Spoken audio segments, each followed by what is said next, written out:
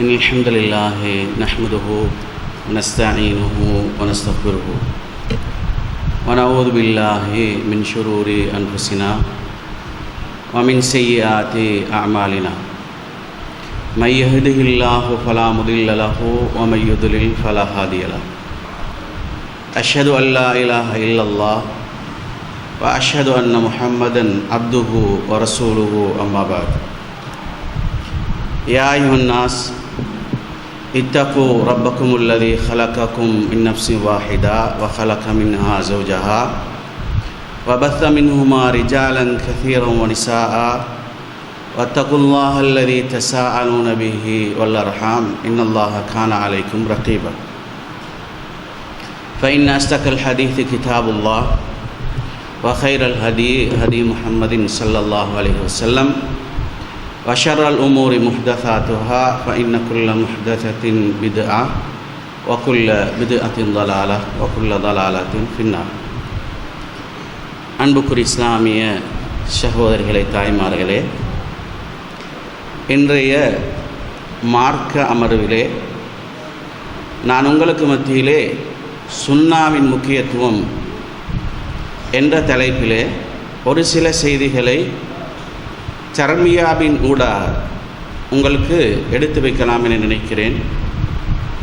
இதனுடைய நோக்கம் சுன்னாவை எங்களுடைய வாழ்க்கையில் நாங்கள் சரியான முறையில் புரிந்து நடக்க வேண்டும் என்பதையும், சுன்னாவின் விவகாரத்தில் சமூகத்தில் கருத்து வேறுபாடுகள் உருவாக்கப்படுகின்ற பொழுது நாங்கள் சரியான பாதையில் நாங்கள் செல்ல வேண்டும், பிழையான கோணங்களில் நாங்கள் வழிநடத்தப்படக்கூடாது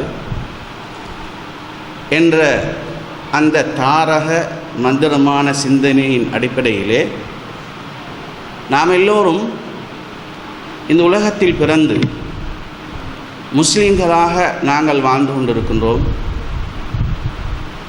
எங்களுக்கு வெளியே எத்தனையோ சமூகங்கள் வாழ்ந்து கொண்டிருக்கின்றார்கள். அந்த சமூகத்துடைய கலாச்சாரங்கள், பண்புகள், பண்பாடல்கள், அவர்களுடைய வாழ்க்கை நெறிகள், கொள்கைகள், கோட்பாடுகள், இவை அனைத்துக்கும் வித்தியாசமான ஒரு அமைப்பு தான் புனிதமான தீனுல் இஸ்லாம். எனவே இந்த தீனுல் இஸ்லாத்திலே பல்வேறுபட்ட சட்டங்கள், திட்டங்கள், நடைமுறைகள் இருக்கின்றன. இந்த வகையிலே இந்த அனைத்து சட்டங்களை நாங்கள் மதித்து அனைத்து கடமைகளையும் நாங்கள் செய்து அல்லாஹுடைய தூதர் ஸல்லல்லாஹு அலைஹி வஸல்லம் அவர்கள் காட்டித்தந்த வாழ்க்கையை உலகத்திலே வாழ்வதனூடாக ஒரு முஸ்லிமுடைய நோக்கம் அவன் மறுமையிலே வெற்றி அடைய வேண்டும் என்பதுதான். எனவே இதுதான் எங்களுடைய உயரிய நோக்கம். நாங்கள் தொழுவது, நோன்பு இருப்பது, ஹஜ்ஜு செய்வது, ஜகாத்து கொடுப்பது, உடல் ரீதியான மாற்றங்களை நாங்கள் ஏற்படுத்திக் கொள்வது, எங்களுக்கு ஹராமாக்கப்பட்ட உணவுகளிலிருந்து நாங்கள் தவிர்ந்து கொள்வது, ஆடைகளை அணிந்து கொள்வது, வித்தியாசமான ஒரு போக்கு. இது உடல் ரீதியான, நடத்தை ரீதியான ஒரு அம்சம். இந்த அம்சங்களோடு நாங்கள் கொள்கையில் வித்தியாசப்பட்டவர்கள். ஏனைய சமூகங்களில் காணப்படுகின்ற கொள்கை ரீதியான ஒரு வித்தியாசம் எங்களுக்கு இருக்கிறது. வீடுகளில், திருமண மண்டபங்களில், விழா மண்டபங்களில் போன்ற இன்னொரு இடங்களில் பயன்படுத்தக்கூடிய மின்குமிழ்கள், வீதியோர மின்குமிழ்கள், ஆயிரக்கணக்கானோர் கூடும் திடல்களை ஒளி வெள்ளத்தால் நிரப்பக்கூடிய ஃபிளட் லைட், போக்கஸ் லைட், அதே போல electric wires, fan, iron box, torch light, heater, gas அடுப்பு போன்ற இலத்திரனியல் உபகரணங்களையும் ஒரே கூரையின் கீழ் பெற்றுக்கொள்ள நீங்கள் நாட வேண்டிய ஒரே இடம் சிட்டி லைட். இலக்கம் 180 கண்டி வீதி, திஹாரிய, கலகெடிஹேன. தொடர்புகளுக்கு 0322297235. இந்த கொள்கைதான் இந்த உலகத்திலே வாழ்கின்ற முஸ்லிம்களுடைய ஏனைய சமூகம் எங்களுடைய முஸ்லிம்களை நொறுக்குவதற்கும் பிரச்சனைப்படுத்துவதற்கும் நாங்கள் வேறுபட்ட ஒரு சமூகமாக அவர்கள் நோக்குவதற்கும் காரணம் எங்களோட அடிப்படை கொள்கைகள். இப்படி இவை அனைத்தையும் நாங்கள் இந்த உலகத்தில் எடுத்து நடப்பதனூடாக எங்களுடைய நோக்கம் என்ன நோக்கம்? நாங்கள் சுவர்க்கத்தை அடைந்து கொள்ள வேண்டும் என்பது. எனவே நான் சுவர்க்கத்தை அடைந்து கொள்வதற்கான பாதை அல்லாஹு தஆலா குர்ஆனின் மூலமாகவும் சுன்னாவின் மூலமாகவும் அல்லாஹ் வைத்திருக்கிறார். சுவர்க்கத்தை அடைந்து கொள்வதற்கான பாதையை அல்லாஹு தஆலா எப்படி வைத்திருக்கிறான்? குர்ஆனின் மூலமாகவும் சுன்னாவின் மூலமாகவும் அல்லாஹு தஆலா வைத்திருக்கிறார்.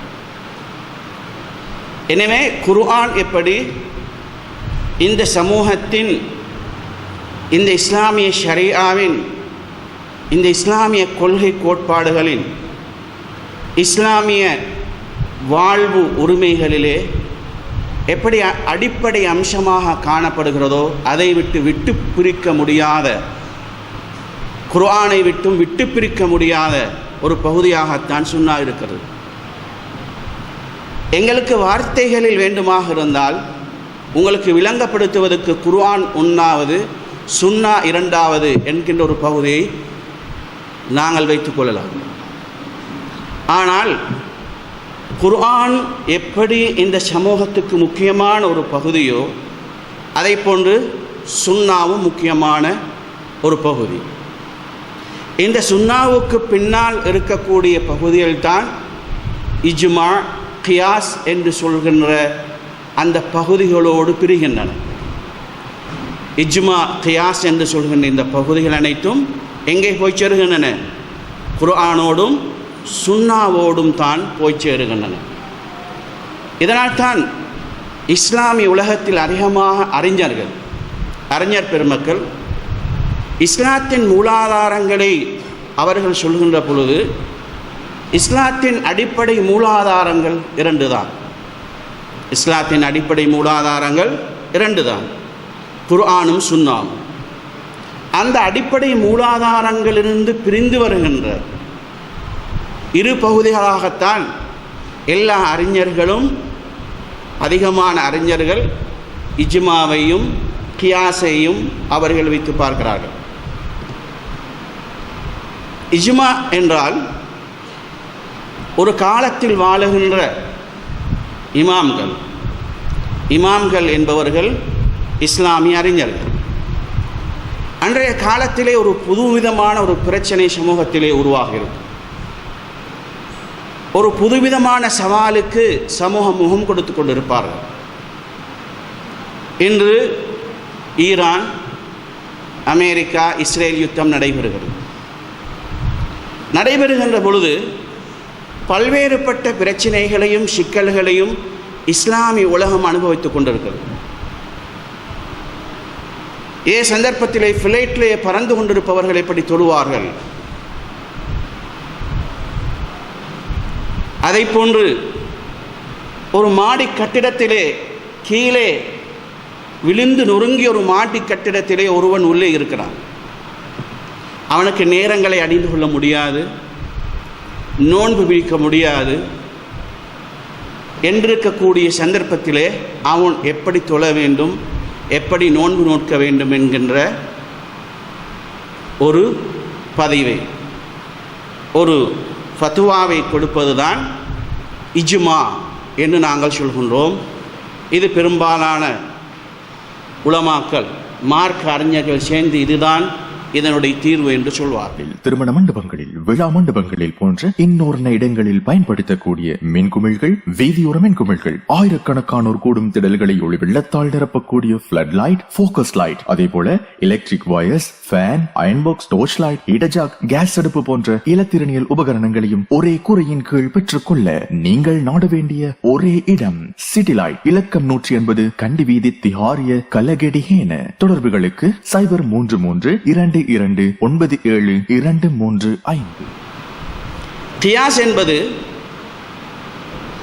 கியாஸ் என்பது ஒரு ஹதீஸ். அதுவும் நான் சொன்ன இஜ்மாவை போன்ற ஒரு அம்சம்தான். இன்று அல்லாஹுடைய தூதர் ஸல்லல்லாஹு அலைஹி வஸல்லம் அவர்கள் வாழ்ந்த காலத்தை விட அறிவியல் வளர்ந்த ஒரு காலகட்டம். அன்று வாழ்ந்த மனிதர்கள் காணாத பல அம்சங்களை இன்று வாழுகின்ற மனிதர்கள் கண்டு கொண்டிருக்கிறார்கள். இதான் ரசூலுல்லாஹ் சொன்னாங்க, ருப்ப முபல்லகின் அவ் ஆமின் சாமிஇன். புகாரில் வரக்கூடிய ஹதீஸ். இந்த செய்தி, என்னுடைய செய்தியை எடுத்துக்கொள்கின்ற பலர், என்னுடைய செய்தியை கேட்கின்ற பலர், என்னுடைய செய்தி ஒப்படைக்கப்படுகின்ற பலர் என்னிடத்திலிருந்து கேட்பவர்களை விட தெளிவானவர்களாக இருப்பார்கள். எங்க ஹதீஸ் வருது, புகார் வருது. என்னுடைய செய்தி ஒப்படைக்கப்படுகின்ற பலர் என்னிடத்திலிருந்து வருகின்ற செய்தியை கேட்பவர்களை விட விளக்கமுள்ளவர்களாக இருப்பார்கள். அவ்வாறென்றால் இந்த ஹதீஸுடைய பேசிக்கையும் நாம் புரிந்து கொள்ள வேண்டும். என்ன பேசிக்னு சொன்னால், ரசூலுல்லாஹ் நபித்தோழர்களை விட, சஹாபாக்களை விட பின்னால் வருகின்றவர்கள் ஹதீஸ் துறையில் ஞானிகளாக இருப்பார்கள், ஹதீஸ் துறையிலே வித்துவான்களாக இருப்பார்கள், ஹதீஸுக்கு சரியான விளக்கங்களை சொல்லுவார்கள் என்ற அர்த்தம் அல்ல. இங்கே ரசூலுல்லாஹ் பாவித்த ஒரு சொல் அவ்வா, அல் வஹ்யுல் இஸ்லாமி என்றால் இஸ்லாமிய கல்வி. அல் வஹ்யுல் இஸ்லாமின்னு சொன்னால் இஸ்லாமிய கல்வி. அவர்கள் என்னிடத்தில் கேட்கின்ற செய்தியை விட, என்னிடத்தில் கேட்பவரை விட பின்னால் வருகின்றவர் நான் சொல்லுகிற செய்தியை நல்ல முறையில் விளங்கிக் கொள்வார்கள் என்றால், அன்றைய காலத்தில் அவர் வாழுகின்ற போது இருக்கின்ற அந்த சமூக சூழல், அந்த ஹதீஸுக்கான அவர் கண்டுகொள்கின்ற விளக்கங்கள், இதுதான் இந்த ஹதீஸ் சொல்லப்படுகின்ற, ஹதீஸினால் சொல்லப்படுகின்ற உண்மைகளை புரிந்து கொள்வார். இதற்கு உங்களுக்கு உதாரணத்தை சொல்கிறேன். இன்று மனிதன் செவ்வாய்க்கு செல்கிறான். மனிதன் எங்கே போகிறான்? செவ்வாய்க்கு போகிறான், சந்திர மண்டலத்துக்கு போகிறான். செவ்வாய்க்கு போனால் எத்தனை நாள்? உலகத்தில் டீச்சர்ஸ் மரம் இருப்பீங்க தானே, சொல்லுங்க பார்ப்போம். உலகத்தில் எத்தனை நாள் செவ்வாய்? நான் நினைக்கிறேன் 280 நாட்களுக்கு உட்பட்ட ஒரு நாள் தான் செவ்வாயில் ஒரு நாள். அதை நீங்கள் கொஞ்சம் கணக்கு பார்த்துக்கோங்க. அப்போ ஒரு நாளில் 5 முறை ஒரு மனிதன் தொழ வேண்டும்.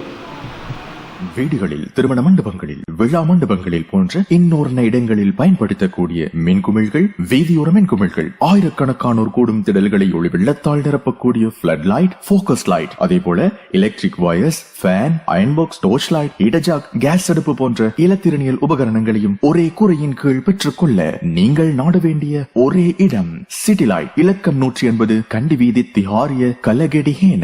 தொடர்புகளுக்கு 0332297235. 5 நேரம் ஒரு மனிதன் தொழ வேண்டும்.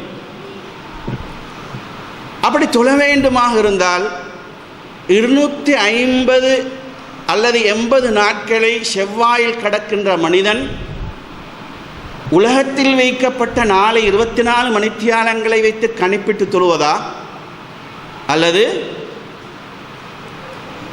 அவன் செவ்வாயில் இருக்கக்கூடிய அந்த நாளை வைத்து கணிப்பிட்டு தொழுவதா? இது அல்லாஹுடைய தூதர் ஸல்லல்லாஹு அலைஹி வஸல்லமுடைய காலத்திலே கண்டுகொள்ளப்பட்ட ஒரு பிரச்சனை அல்ல. ரசூலோட காலத்தில் கண்டுகொள்ளப்பட்ட பிரச்சனையா? ரசூலோட காலத்தில் யாரும் செவ்வாய்க்கு போகல, யாரும் சந்திர மண்டலத்துக்கு போகல. ஆனால் குர்ஆன் சுன்னாவிலே அனைத்துக்கும் தீர்வு இருக்கிறது என்று இஸ்லாம் சொல்கிறது. குர்ஆன் சுன்னாவிலே நாங்கள் இந்த புனிதமான வேதத்தில் எந்த ஒன்றையும் நாங்கள் விட்டுவிடவில்லை என்றால் குர்ஆன் சொல்கிறது.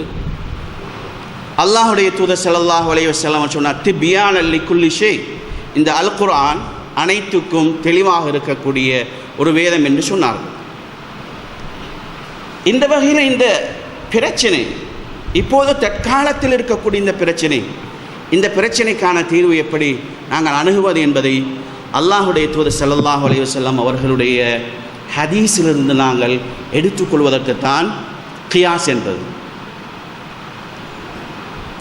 நபி ஸல்லல்லாஹு அலைஹி வஸல்லமுடைய சுன்னாவிலிருந்து நாங்கள் மேற்கோளாக அதை உவமையாக அதற்கு நிகராக எடுத்துக்கொள்கின்ற செய்திகளைத்தான் நாங்கள் கியாஸ் என்று நாங்கள் சொல்வோம்.